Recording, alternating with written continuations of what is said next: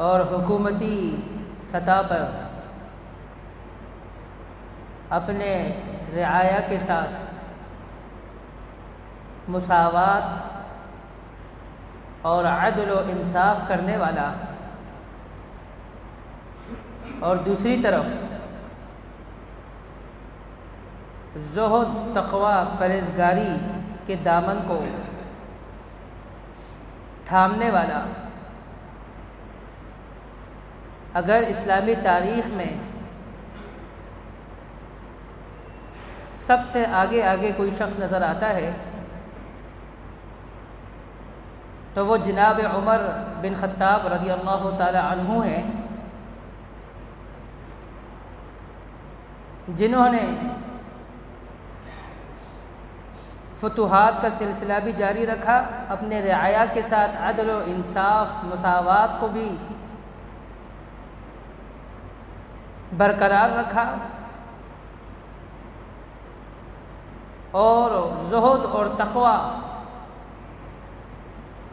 اس کے دامن کو کبھی بھی نہیں چھوڑا۔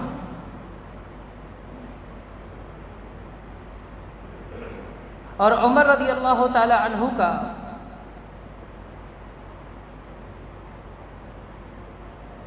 کوئی دوسرا ثانی نظر نہیں آتا، اور عمر رضی اللہ تعالی عنہ ان کے کردار اور ان کے کارناموں سے صرف مسلمان متاثر نہیں، بلکہ پوری دنیا جہاں کے لوگ جو غیر مسلم ہیں وہ بھی مانتے ہیں اور وہ بھی ان کے کارناموں سے متاثر ہوئے ہیں۔ جناب عمر رضی اللہ تعالی عنہ ان کا تعلق اشراف قریش سے تھا، اور ان کے خاندان کا جو کاروبار تھا وہ پوری دنیا کے اندر معروف ہے۔ عمر رضی اللہ تعالی عنہ ان کا لقب الفاروق ہے، طبقات ابن سعد کے اندر موجود ہے۔ امام زہری رحمۃ اللہ علیہ لکھتے ہیں کہ ہم تک یہ بات صحیح ذرائع سے پہنچی ہے کہ عمر رضی اللہ تعالی عنہ کا لقب الفاروق ہم سے پہلے اہل کتاب نے رکھا تھا۔ الفاروق کا جو لقب تھا ہم سے پہلے اہل کتاب نے رکھا تھا، اور عمر رضی اللہ تعالی عنہ یہ وہ ہستی ہیں جو نبی نہیں تھے، لیکن قرآن کریم مختلف جگہوں پر ان کی موافقت کرتی ہے۔ محمد الرسول اللہ صلی اللہ علیہ وسلم مختلف موقعوں پر ان کی رائے کی موافقت کیا کرتے تھے۔ عمر رضی اللہ تعالی عنہ 7 نبوی میں مسلمان ہوئے، یعنی محمد الرسول اللہ صلی اللہ علیہ وسلم کے نبوت کے 7ویں سال۔ اس کا معنی یہ ہوا کہ نبوت کے 13 سال آپ مکہ میں رہے ہیں، اور اس کے بعد آپ نے ہجرت کی، تو پتہ یہ چلا کہ جب آپ نے نبوت کے 7ویں سال میں اسلام قبول کیا، آپ مسلمان ہوئے، تو باقی جو 6 سال تھے تو آپ نے مکہ میں گزارے، اور اس حال میں گزارے کہ ان کی طرف سے آنے والے تمام مشکلات اور مصائب کا آپ نے سامنا کیا اور آپ ڈٹے رہے، اور آپ کا اسلام قبول کرنا اس کا سب سے بڑا جو بنیادی سبب بنا وہ محمد الرسول اللہ صلی اللہ علیہ وسلم کی دعا بنی۔ آپ علیہ الصلوۃ والسلام نے دعا کی فرما اللہم اعز الاسلام بعمرین، اے اللہ ان دو عمر میں سے جو تیرے نزدیک زیادہ اچھا ہو، تجھے زیادہ ان دونوں میں سے کسی سے محبت ہو، اللہ ان میں سے ایک کو اسلام قبول کرنے کی توفیق عطا فرما، اور ان میں سے کسی ایک عمر کے ذریعے اسلام کو قوت عطا فرما۔ اللہ تبارک و تعالی نے محمد الرسول اللہ صلی اللہ علیہ وسلم کی یہ دعا قبول فرمائی، اور جواب میں نتیجے میں جناب عمر بن خطاب رضی اللہ تعالی عنہ مسلمان ہوئے، اور فرماتے ہیں کہ میرے اسلام قبول کرنے کا جو سبب تھا ان میں سے ایک یہ بھی تھا، کہتے ہیں کہ اسلام کی محبت اس دن میرے دل میں بیٹھی کہ جب میں اسلام کے مخالف عمل کرنے والا تھا، اسلام کی مخالفت میں کھڑا تھا، اور میں خانہ کعبہ میں آیا اور وہاں محمد الرسول اللہ صلی اللہ علیہ وسلم تلاوت فرما رہے تھے، تو میرے دل کے اندر ایک خیال پیدا ہوا، اور میرے دل کے اندر یہ خیال پیدا ہوا کہ یار یہ کسی عام بندے کا کلام نہیں ہے، بلکہ یہ کسی شاعر کا کلام ہے۔ کہا کہ یہ خیال میرے دل کے اندر آیا، اور فوراً محمد الرسول اللہ نے آیت پڑھی کہ وما هو بقول شاعر قلیلا ما تؤمنون، یہ کسی شاعر کا کلام نہیں، تم بہت تھوڑے ہو جو ایمان لاتے ہو۔ کہتے مجھے جھٹکا لگا کہ یار خیال میرے دل کے اندر پیدا ہوا اور تلاوت کے انداز میں انہوں نے جواب دے دیا، ان کو کیسے پتہ چلا؟ کہاں پہ میرے دل کے اندر ایک اور خیال پیدا ہوا کہ اگر یہ شاعر کا کلام نہیں پھر یہ کاہن کا کلام ہوگا، تو فوراً محمد رسول اللہ نے آیت پڑھی وما هو بقول کاہن قلیلا ما تذکرون، یہ کسی کاہن کا کلام نہیں ہے، تم میں سے بہت تھوڑے لوگ ہیں جو نصیحت حاصل کرتے ہیں۔ کہتے پھر مجھے جھٹکا لگا کہ میرے دل کے اندر خیالات آ رہے ہیں اور محمد الرسول اللہ تک میری آواز بھی نہیں پہنچ رہی، اور میرے دل کے اندر اعتراض جو پیدا ہو رہا ہے اس کا جواب وہ تلاوت کرتے ہوئے مجھے دے رہے۔ کہتے ہیں میرے دل کے اندر ایک اور خیال پیدا ہوا کہ جب یہ شاعر کا کلام نہیں، جب یہ کاہن کا کلام نہیں، تو پھر ضرور یہ کہیں سے اس کو بنا کر لاتے ہوں گے۔ تو فوراً جواب آیا، آپ نے یہ آیات پڑھی تنزیل من رب العالمین، اس کا نازل کرنا اللہ رب العالمین کی طرف سے، اس قرآن کا اترنا اللہ کی طرف سے ہے، اس قرآن کا نزول اللہ کی طرف سے ہوتا ہے۔ کہتے ہیں اسلام کی محبت میرے دل کے اندر پیدا ہو گئی، اسلام کی محبت میرے دل کے اندر اسی دن بیٹھ گئی تھی۔ پھر محمد الرسول اللہ صلی اللہ علیہ وسلم کی دعا وہ کام کر گئی، اور آپ نے اسلام قبول کیا۔ نبوت کے 7ویں سال آپ مسلمان ہو گئے، اور اللہ رب العالمین نے آپ کے اسلام قبول کرنے کی وجہ سے مسلمانوں کو اور اسلام کو قوت عطا فرمائی، کیونکہ آپ نڈر تھے اور آپ بہت زیادہ بہادر تھے، اور آپ دشمن کے مقابلے میں ڈٹ جانے والے تھے، آپ دشمن کا مقابلہ کرنے والے تھے، آپ کسی کے دباؤ میں آنے والے نہیں تھے، آپ نبی نہیں تھے، لیکن اللہ رب العالمین آپ کی کئی رائے کی موافقت قرآن کریم کے اندر خود کرتے ہیں۔ خود فرماتے ہیں عمر رضی اللہ عنہ کہ میرے دل کے اندر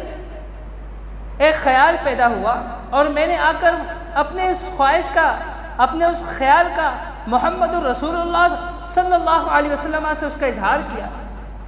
میں نے کہا یا رسول اللہ لو اتخذنا مقام ابراہیم مصلی، کتنا ہی اچھا ہوگا کہ طواف کعبہ کے بعد آپ اسی مقام ابراہیم کو نماز کی جگہ بنا لیں، نماز کی جگہ کے لیے اسی جگہ کا انتخاب کریں جو مقام ابراہیم کہلاتا ہے، تو کتنا ہی اچھا ہوگا۔ فرماتے ہیں کہ اللہ رب العالمین نے قرآن کریم کی آیت نازل کر دی وَاتَّخِذُوا مِن مَقَامِ إِبْرَاهِيمَ مُصَلًّى، کہ تم ابراہیم علیہ السلام کے کھڑے ہونے کی جگہ کو، یعنی مقام ابراہیم کو نماز کی جگہ بنا لو۔ اللہ رب العالمین نے حضرت عمر رضی اللہ عنہ کی رائے کی موافقت کر دی، اور اسی طرح فرماتے ہیں کہ میں نے آ کر کہا یا رسول اللہ دخل علیک البر والفاجر، آپ کے گھر میں فاجر قسم کے لوگ بھی آتے ہیں اور نیک قسم کے لوگ بھی آتے ہیں، صحابہ کا بھی آنا جانا، غیر صحابہ کا بھی آنا جانا رہتا ہے، یہود و نصارہ اور دوسرے لوگوں کا بھی آنا جانا رہتا ہے۔ کیا ہی اچھا ہوگا کہ آپ کی ازواج مطہرات وہ پردہ کرے، وہ اپنی زینت کو چھپائے رکھے۔ تو فرماتے ہیں کہ اللہ رب العالمین نے آیت حجاب نازل کر دی، اور اللہ رب العالمین نے میری رائے کی موافقت فرما دی، اور خود فرماتے ہیں کہ تیسرا وہ مقام جہاں ایک مرتبہ محمد الرسول اللہ صلی اللہ علیہ وسلم کی ان کی ازواج مطہرات سے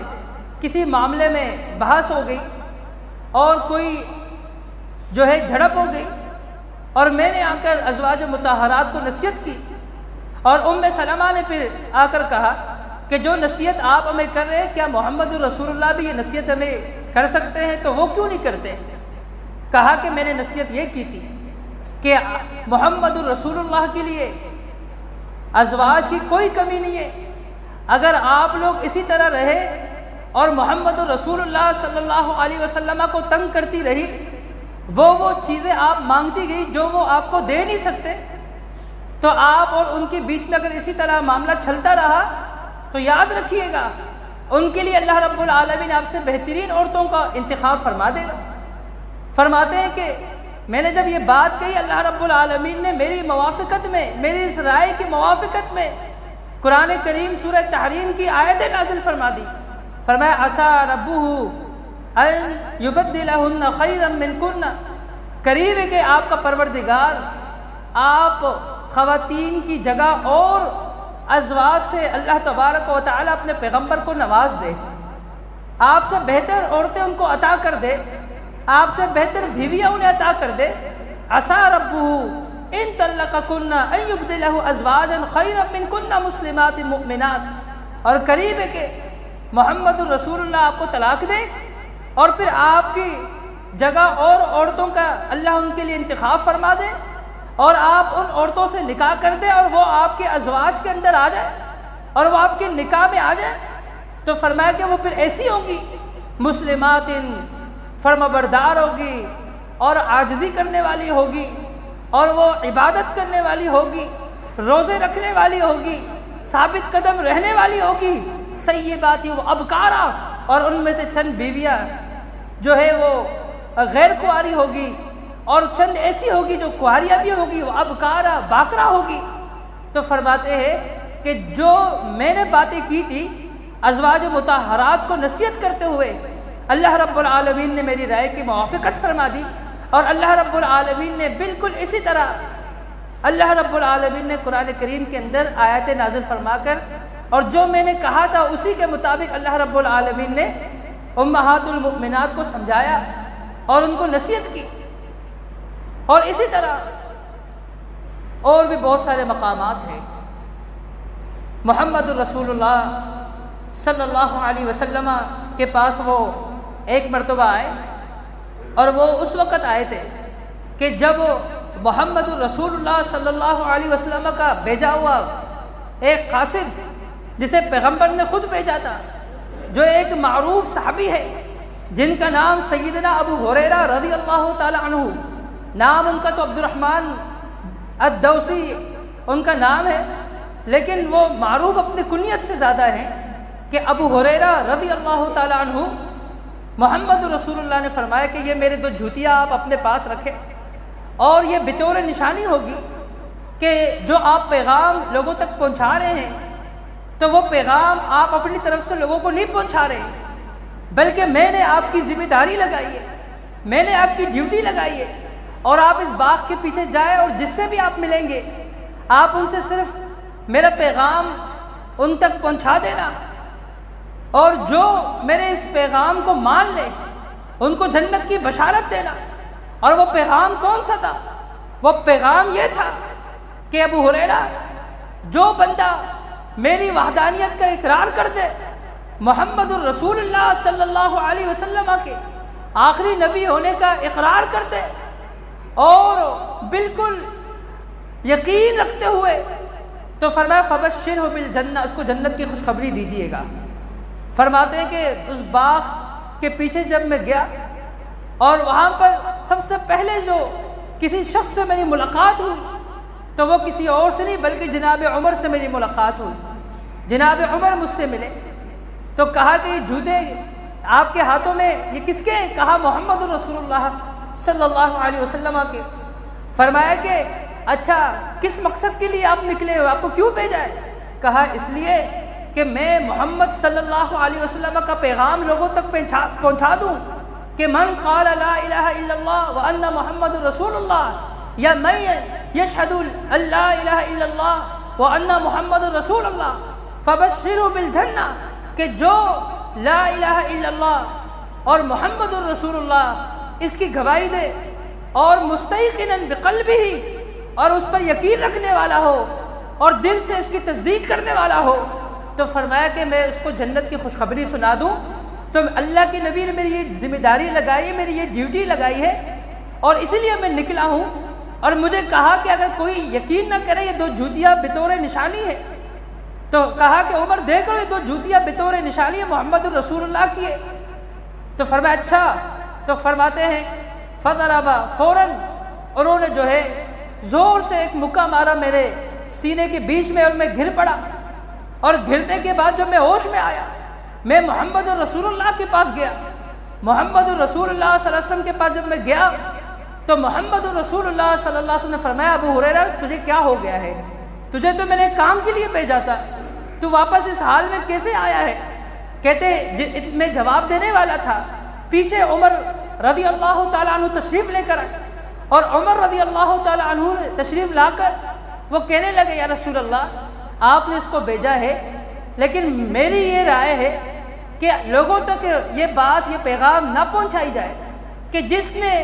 لا الہ الا اللہ پڑھ لیا وان محمد الرسول اللہ پڑھ لیا، ان 2 کی گواہی دے دی کہ اللہ کے سوا عبادت کے کوئی لائق نہیں، محمد الرسول اللہ اللہ کے آخری رسول ہے۔ فرمایا کہ پھر وہ لوگ اسی پر جو ہے اعتماد کر بیٹھیں گے، وہ پھر عمل نہیں کریں گے۔ میری رائے یہ ہے کہ لوگوں کو یہ نہ بتائیے، لوگ پھر کہیں گے ہم نے تو کلمہ پڑھ لیا بس ہمارے لیے کافی ہے، لوگ اپنے لیے کافی سمجھ لیں گے۔ تو میری یہ رائے ہے، محمد الرسول اللہ صلی اللہ علیہ وسلم نے فرمایا کہ عمر آپ ٹھیک کہہ رہے ہو۔ محمد الرسول اللہ صلی اللہ علیہ وسلم نے جناب عمر رضی اللہ تعالی عنہ کی موافقت فرمائی، آپ نے ان کی رائے کو ترجیح دی۔ قرآن کریم جگہ جگہ محمد الرسول اللہ صلی اللہ علیہ وسلم کے صحابی جناب عمر بن خطاب رضی اللہ عنہ کی رائے کی موافقت کرتے ہیں، اور اسی طرح محمد الرسول اللہ صلی اللہ علیہ وسلم نے بہت سے مقامات پر جناب عمر رضی اللہ تعالی عنہ کی رائے کو ترجیح دی، آپ کی رائے کی موافقت فرمائی۔ تو محترم بھائیوں، عمر رضی اللہ تعالی عنہ یہ وہی صحابی رسول ہے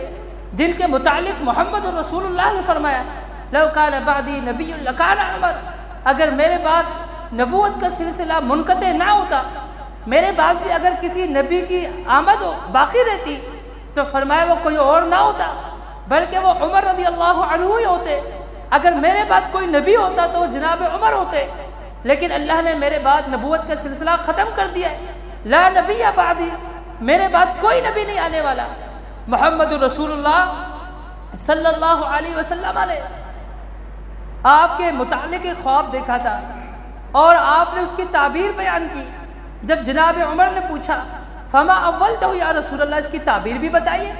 فرمایا اس سے مراد العلم ہے کہ اللہ آپ کو علم سے نوازے گا، اور یہی وجہ تھی محمد الرسول اللہ صلی اللہ علیہ وسلم نے فرمایا کہ بے شک اللہ رب العالمین نے عمر رضی اللہ عنہ کی زبان پر حق کو جاری کر دیا ہے، آپ کی زبان سے حق نکلتا ہے۔ تو یہ عمر رضی اللہ تعالی عنہ یہ وہ شخصیت تھے جنہوں نے اپنے رعایا کے ساتھ بھی بہت اچھا سلوک رکھا، جو حکومت 22 لاکھ مربع میل پر جن کی حکومت قائم تھی، اور جنہوں نے فتوحات کا سلسلہ جاری رکھا، اور کہیں اس کے 10 سالہ خلافت کے اندر فتوحات ہوتے رہے، لیکن پھر بھی سامنے کسی کے کفار کے سامنے نہیں دبے، کسی قسم کی کوئی کمپرومائز نہیں کی، آپ نہ ڈرتے۔ آپ نے ہجرت کے ٹائم پر بھی بہادری کا مظاہرہ کیا، لوگ چھپ چھپ کے ہجرت کرنے لگے، آپ نے علن اعلان آ کر کہا کہ میں ہجرت کرنے جا رہا ہوں، اگر کوئی شخص مجھے روک سکتا ہے وہ آئے میرے سامنے اور مجھے روکنے کی کوشش کرے۔ کوئی شخص اپنی بیوی کو بیوہ ہونا اگر وہ چاہتا ہے کہ اس کی بیوی جو ہے بیوہ ہو جائے تو وہ میرے سامنے آئے، میرا مقابلہ کرے۔ کوئی شخص اپنے بچوں کو یتیم کرنا چاہے تو وہ آئے میرے مقابلے میں، میرا مقابلہ کرے، میرے ہاتھوں سے اس کا کلا کما ہوگا، وہ اپنے بچوں کو یتیم کرے گا۔ علل اعلان لوگوں کو بتاتے ہوئے، اعلان کرتے ہوئے لوگوں کے سامنے ہجرت کرنے کے لیے نکل گئے، مکہ سے مدینہ چلے گئے۔ تو یہ وہ صحابی رسول، اور یہ ابو بکر صدیق رضی اللہ عنہ کے بعد یہ اسلامی تاریخ کے حساب سے یہ اسلام کے دوسرے خلیفہ کہلاتے ہیں۔ جناب عمر بن خطاب رضی اللہ تعالی عنہ جو اپنی خلافت کے اندر بازار کے اندر ایک مجمع کے اندر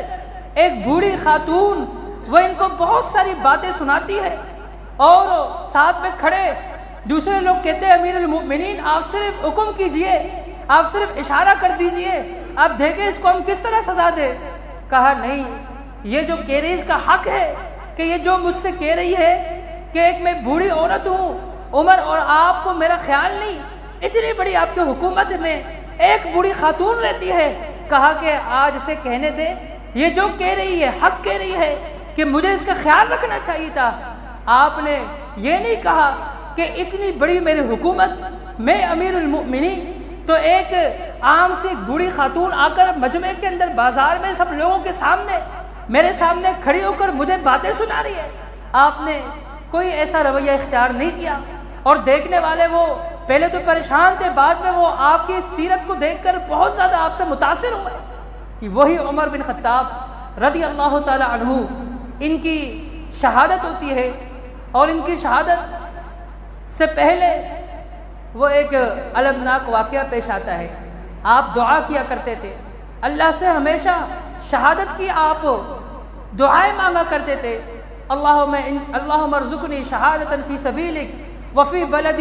نبیک، اے اللہ تیرے رستے میں جو ہے میں شہید ہونا چاہتا ہوں، اے اللہ تو مجھے توفیق عطا فرما کہ میں تیرے ہی رستے میں شہید ہو جاؤں، اے اللہ تیرے پیغمبر تیرے نبی محمد رسول اللہ صلی اللہ علیہ وسلم کے شہر مبارک مدینہ منورہ کے اندر ہی میں مرنا چاہتا ہوں، میں یہیں شہید ہونا چاہتا ہوں۔ تو اللہ رب العالمین ان کو ایسی شہادت عطا فرمائی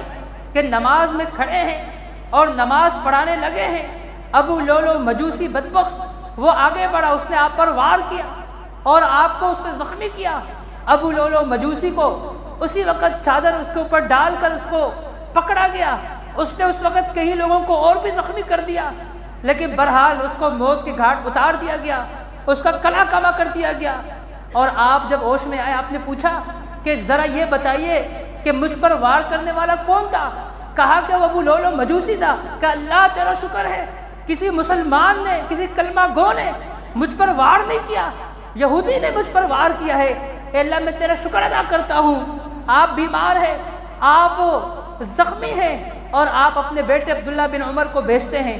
جناب امی جان حضرت عائشہ طاہرہ مطہرہ رضی اللہ عنہا وعن ابیہا کے پاس کہ جاؤ ان سے کہہ دو کہ میری یہ تمنا ہے، میری یہ خواہش ہے کہ محمد رسول اللہ صلی اللہ علیہ وسلم کے ایک طرف ابو بکر ہے، دوسری طرف جو جگہ خالی ہے وہاں میری قبر بنا لی جائے، تو میری یہ خواہش ہے، آپ کی کیا رائے ہے؟ جب وہاں یہ خبر پہنچی، جناب ام المؤمنین عائشہ صدیقہ طاہرہ مطہرہ رضی اللہ عنہا وعن ابیہا نے کہا کہ عبداللہ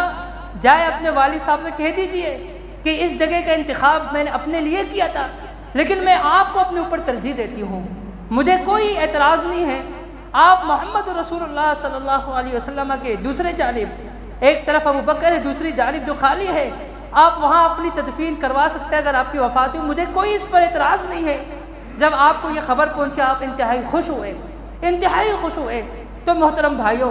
عمر رضی اللہ تعالی عنہ 22 لاکھ مربع میل پر حکومت کرنے والے، عمر رضی اللہ تعالی عنہ فتوحات کا سلسلہ جاری رکھنے والے، عمر رضی اللہ تعالی عنہ وہ شخصیت تھے جنہوں نے حکومت میں رہ کر بھی انہوں نے اسلامی معاملات کے اندر کبھی کوئی کمزوری نہیں دکھائی، کبھی حکومت کے اندر رہ کر تقوی کے منافی، زہد کے منافی کسی آپ نے حکم کو نہیں مانا، آپ نے ان کے منافی کوئی کام نہیں کیا۔ تو آپ حکومت بھی بہترین چلانے والے تھے، آپ بہترین حکمران تھے، آپ بہترین صحابی تھے، عشرہ مبشرہ میں آپ کا تعلق ہے، عشرہ مبشرہ سے ہیں آپ، لیکن اس کے باوجود بھی آپ جب شہید ہوتے ہیں، آپ کی شہادت واقع ہوتی ہے، مدینہ منورہ کے اندر ایک جو ہے تاریکی چھا جاتی ہے، کیونکہ وہ عمر جس سے شیطان اپنا رستہ تبدیل کیا کرتا تھا، آج اس عمر کی شہادت ہو چکی ہے۔ وہ عمر جس سے دور دراز میں کوئی کافر بادشاہ بیٹھ کر بھی، کوئی گورنر بیٹھ کر بھی اس کے نام سے خوفزدہ ہوا کرتا تھا، آج وہی عمر ان کی شہادت ہو چکی ہے اور وہی دنیا سے جا چکے ہیں۔ اللہ رب العالمین سے دعا ہے کہ اللہ رب العالمین ہمیں جناب عمر رضی اللہ تعالی عنہ کی سیرت کو اپنانے کی، اور ان کے جو قرآن کے ساتھ تعلق تھا اور نماز کے ساتھ محبت تھی، کہ جو اپنے رعایا کو کہا کرتے تھے کہ جس نے نماز کی حفاظت کی گویا کہ اس نے ہر چیز کی حفاظت کی، جس نے نماز کو ضائع کیا اس نے کچھ بھی نہیں کیا۔ وہ جتنے بڑے ڈیوٹی پر اس کو میں نے فائز کیا، اگر اس نے نماز چھوڑ دی تو اس نے سارے کام چھوڑ دیے۔ میرے نزدیک سب سے زیادہ اہمیت نماز کی، نماز کی پابندی کرنے والا رب العالمین نے ان کو موت عطا فرمائی، تو ان کو جو زخمی کیا گیا وہ بھی کہا قیام کی حالت میں، نماز کی حالت میں۔ تو محترم بھائیوں، اللہ رب العالمین ہمیں نماز کی پابندی کرنے والا بنا دے، اللہ رب العالمین ہمیں نماز قائم کرنے والا اور قائم کروانے والا بنا دے، اللہ رب العالمین متقی کا امام بنائے۔ وقولوا لهذا استغفر الله لي ولكم واخر دعوانا ان الحمد لله رب العالمين۔